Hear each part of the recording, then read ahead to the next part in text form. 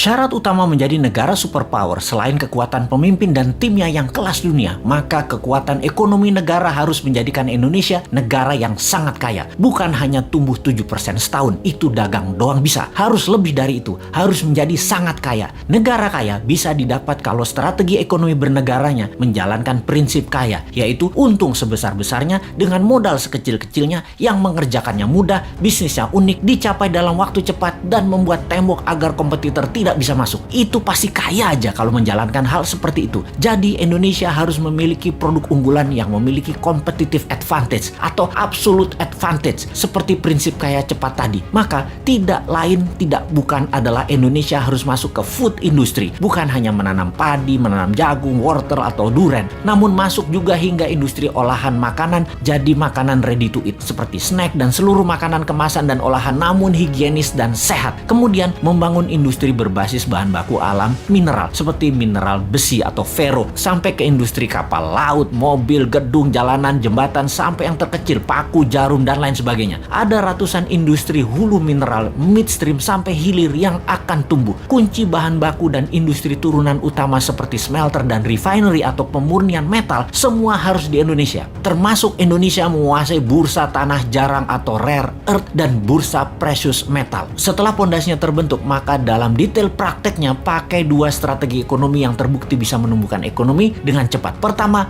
bottom up, dari bawah ke atas, di mana kita akan membuat UKM scale up dari 20 juta pengusaha kelas kecil saat ini, 50%-nya dalam waktu 10 tahun menjadi pengusaha kelas menengah, dan 50% kelas menengah tadi menjadi kelas besar dengan pinjaman 0% menggunakan printing money yang diutamakan adalah industri serta manufaktur. Yang kedua adalah trickle down, dari atas ke bawah, di mana kita akan membuat 1000 konglomerat baru. Program ini bernama Bossman Boys. Setiap provinsi akan diseleksi mereka yang nasionalis, sudah memiliki pengalaman bisnis minimum 10 tahun, sudah memiliki organisasi dan tim manajemen yang tangguh. Mereka rata-rata akan diberikan standby loan 5 triliun rupiah tanpa bunga yang harus dikembalikan dalam 7 tahun utuh. Seleksinya nasional berdasarkan prestasi, meritokrasi sistem. Yang terpenting karakternya adalah NKRI garis lurus, visioner, agresif, dan terukur. Oligarki mules nih kalau program ini dijalankan. Makanya jangan pilih Mardigu jadi presiden.